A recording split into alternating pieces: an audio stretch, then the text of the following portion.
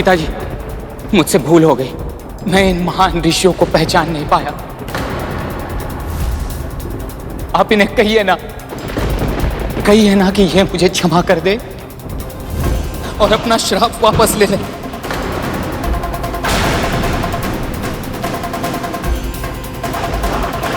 कहिए ना पिताजी। इसकी चिंता तुम्हें श्री विष्णु के परम भक्त वाल्कीली ऋषियों का अपमान करने से पहले करनी चाहिए थी।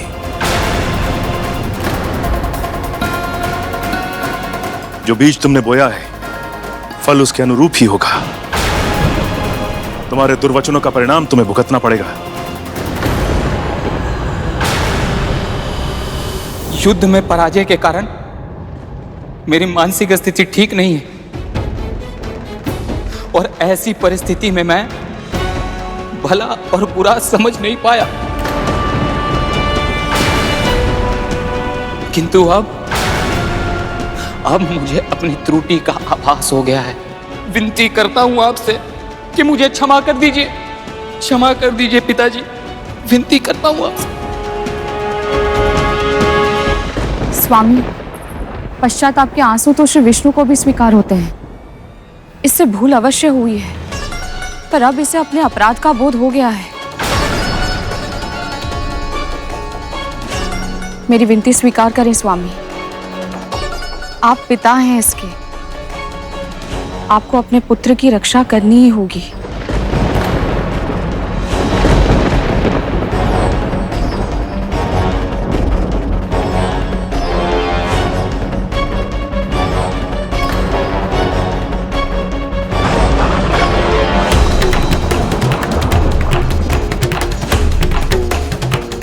ऋषिवर, मुझे ज्ञात है कि मेरे पुत्र का अपराध क्षमा के योग्य नहीं है, और मुझे यह भी ज्ञात है कि आपका दिया हुआ श्राप अब वापस नहीं लिया जा सकता।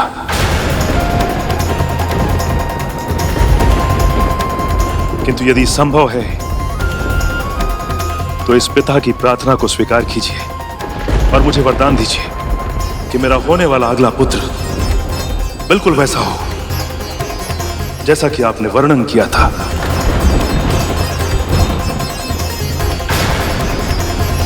किंतु उसका राज्य क्षेत्र पाताल और स्वर्ग ना, अपितु आकाश हो।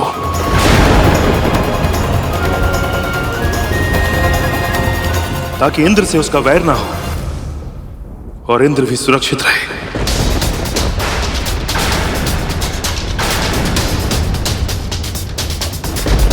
हम आपका अनुरोध अस्वीकार कैसे कर सकते महर्षि? भगवान विष्णु के प्रताप से होने वाली आपकी संतान का वर्चस्व संपूर्ण आकाश में स्थापित होगा।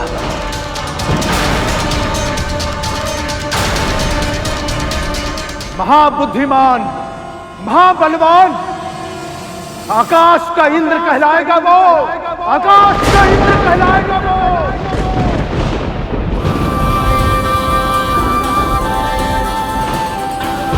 भगवान विष्णु के प्रताप से होने वाली आपकी संतान का वर्चस्व संपूर्ण आकाश में स्थापित होगा। महाबुद्धिमान, महाबलवान, आकाश का इंद्र कहलाएगा वो। मेरे तो सारे पुत्र हो चुके हैं, दीदी के भी हो चुके हैं, तो फिर ये किसके पुत्र की बात कर रहे हैं?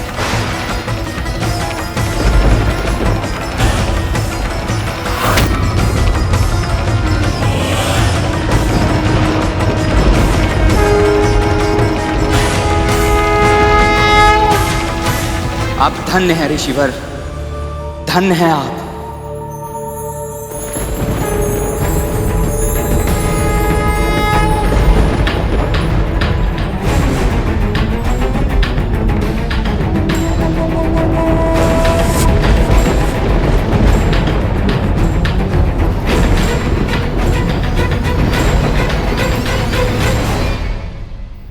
इन सभी घटनाओं का प्रभाव विंता मां पर धीरे धीरे गहराता जा रहा था। ईर्ष्या, असुरक्षा और निराशा उनके विश्वास को धीरे धीरे नष्ट करने लगी थी, और ऐसे में कद्रू मां ने अपना अंतिम दांव खेला। बस करो।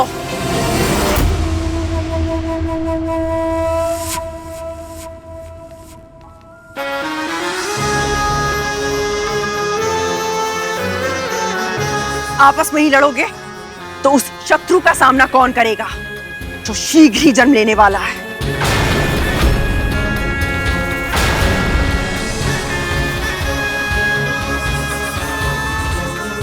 किसकी मृत्यु ने पुकारा है मां? कौन है वो मूर्ख जो हमारा सामना करने का दुस्साहस करेगा मां? विंता एक बार फिर से जीत गई। सिद्ध ऋषियों का वरदान है कि तुम्हारे पिता का होने वाला अगला पुत्र आकाश का इंद्र बनेगा और वो अदिति के पुत्र इंद्र से 1,000 गुना अधिक शक्तिशाली होगा। अब केवल विंता के डिमो का परिपक्व होना शेष है। इसका अर्थ यह है कि वो महाशक्तिशाली आकाश का सम्राट कोई और नहीं, विंता का होने वाला पुत्र ही होगा।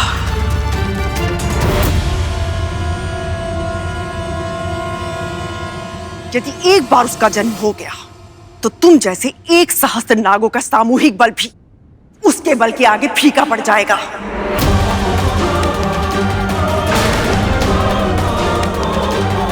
आप व्यर्थ की चिंता कर रही हैं मां।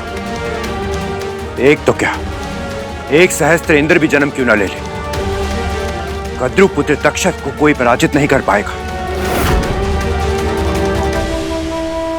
आत्मविश्वास आवश्यक है पुत्र, किंतु उसकी अति प्राणघातक हो सकती है।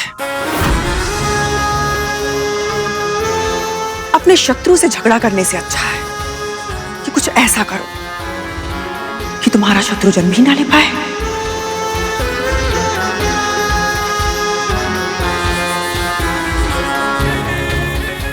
किंतु मां, उससे हमारा भाई भाई का संबंध होगा। भाई भाई का संबंध देवों और दानवों के बीच भी है, किंतु दोनों एक दूसरे के प्राण लेने का एक भी अवसर नहीं छोड़ते। तुम्हारे संबंधों में कटुता नहीं आएगी, इस बात का क्या प्रमाण है तुम्हारे पास? वो तो हम पर निर्भर करता है मां। इतने बड़े नहीं हो कि अपनी मां से कुतर्क करने लगो। सदैव सदैव मेरे आदेश की अवहेलना करते हो। यदि तुम दोनों को लगता है कि तुम इतने बुद्धिमान हो तो निश्चित ही तुम्हें मेरे मार्गदर्शन की आवश्यकता तो नहीं है। किंतु मां, जा सकते हो यहां से।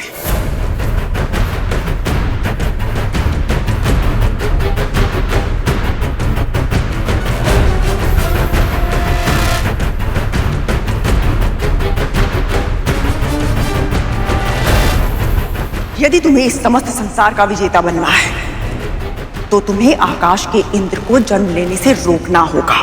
आपकी आज्ञा का पालन मैं करूंगा मां।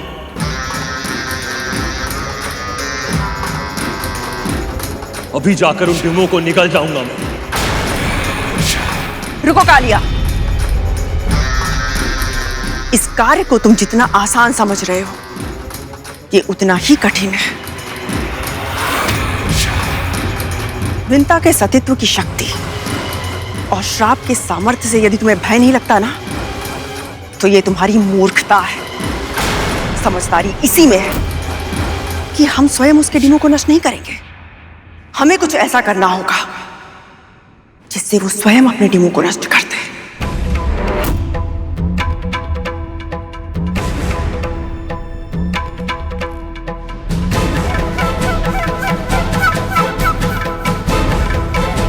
हमें ये कार्य बल से नहीं, कुटिलता से करना होगा मां। तुम सबके साथ देखकर विंता को ईर्ष्या होती है मुझसे। उसकी इसी दुर्बलता को बढ़ाना होगा, उसकी आशा को निराशा में बदलना होगा। फिर देखना, विंता स्वयं ही अपने डिमों को नष्ट कर देगी। परंतु मां, ये सब होगा कैसे?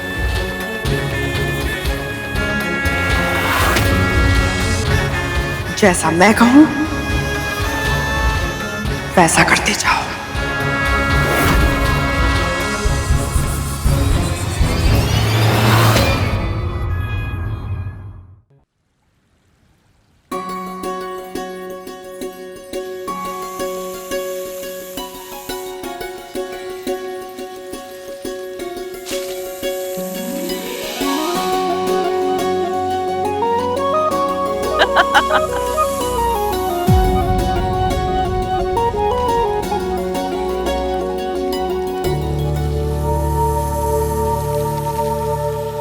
सत्य कहा है सभी ने, अपने पुत्रों के साथ समय बिताने से बड़ा और कोई आनंद नहीं है संसार में।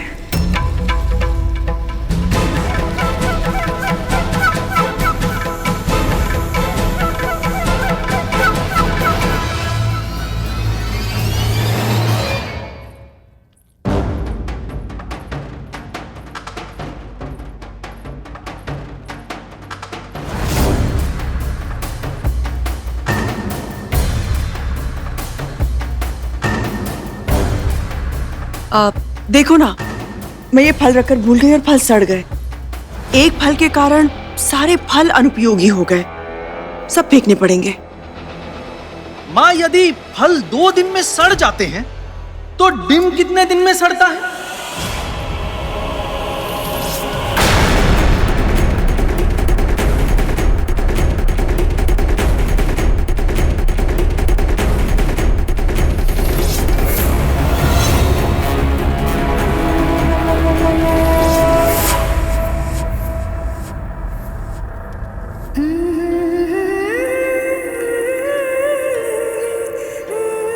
अपनी माँ के धैर्य की और कितनी परीक्षा लोगे तुम? क्या मेरी ममता तुम तक पहुंच नहीं रही? क्यों मेरी पुकार को अनसुना कर रहे हो? जन्म कब लोगे तुम? मैंने तुम्हारा स्वर सुना है तो अपने अस्तित्व का आभास किसी और को क्यों नहीं कराते?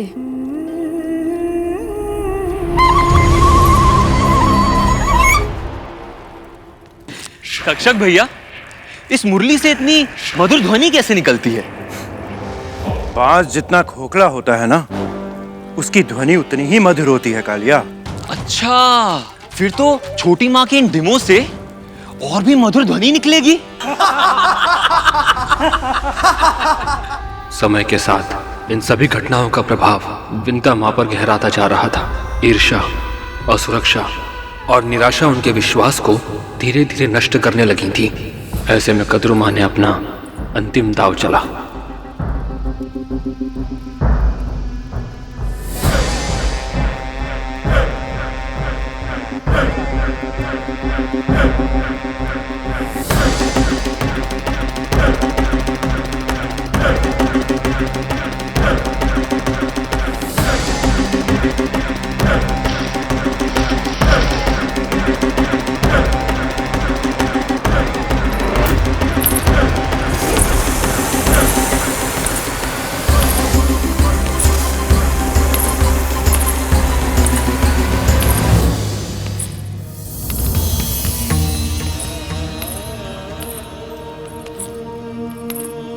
क्या अब भी तुम्हें अपनी माँ पर दया नहीं आती?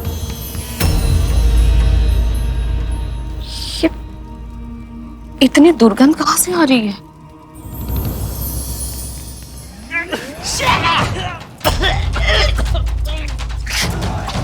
अरे छोटी माँ, ये सड़ांग कैसी है? हमसे ये दुर्गंध सहन नहीं हो रही है।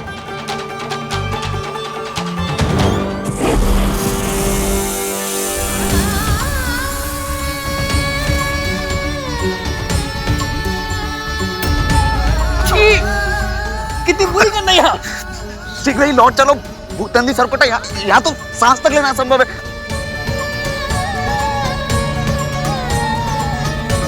कहाँ से आ रही है ये कुवास?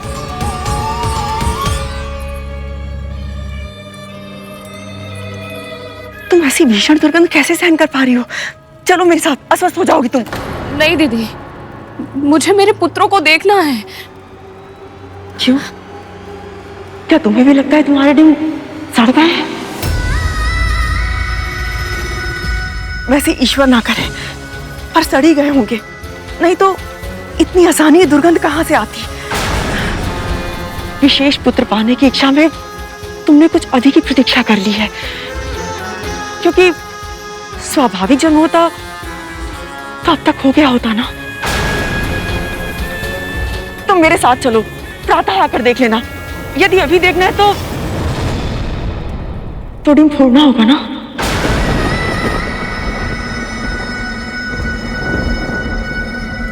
नहीं दीदी, मैं यहां से नहीं जाऊंगी।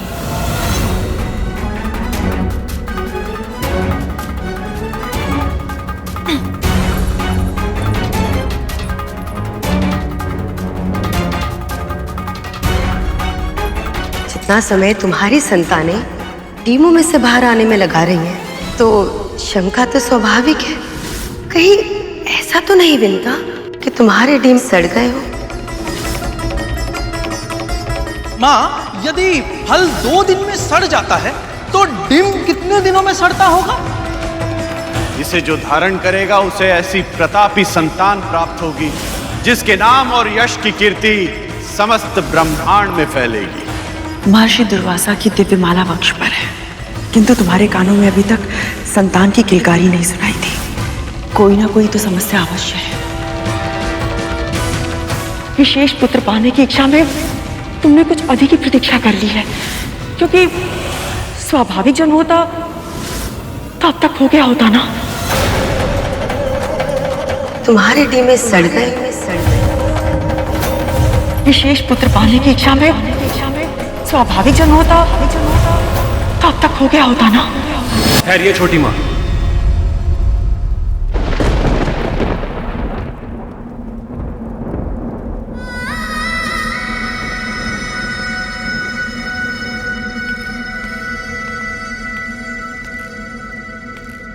धैर्य रखिए छोटी माँ, आपके डिम बिल्कुल ठीक है। अनंत, तुम्हें दुर्गंध नहीं आ रही? आ रही है छोटी माँ, किंतु वो आपके डिम की नहीं है।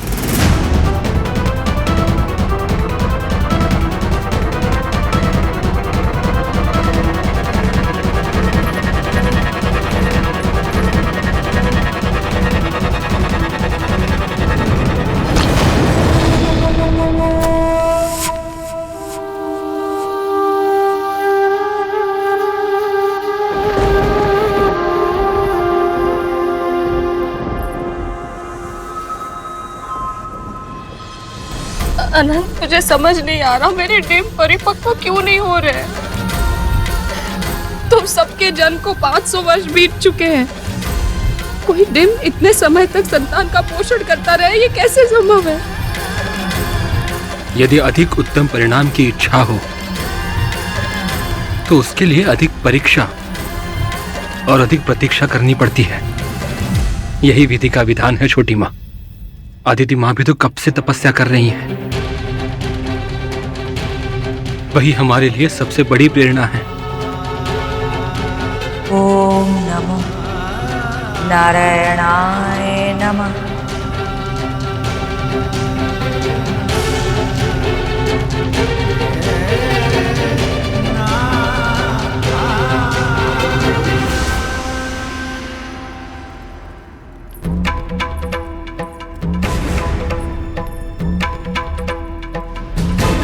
दीदी, गंध मेरे डिमों में से नहीं आ रही थी।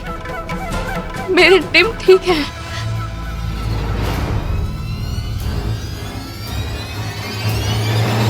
तुम्हारी ममता ने यह आभास तुम्हें पहले क्यों नहीं करवाया विंता? सत्य तो यह है कि तुम्हारा हृदय भी जानता है कि कोई ना कोई समस्या अवश्य है। मैंने अपने पुत्र का स्वर सुना है। झूठे आश्वासन से तुम स्वयं को बहलाना चाहती हो विंता। मैं तुम्हारी बहन हूं, कैसे तुम्हें झूठी आशा की जाल में फंसने दे सकती हूं मैं?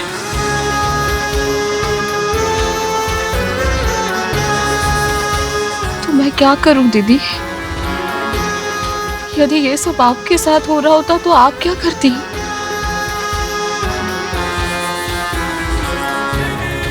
500 वर्षों तक तो बिल्कुल भी प्रतीक्षा नहीं करती। कम से कम एक दिन तो अवश्य फोड़ के देख लेती।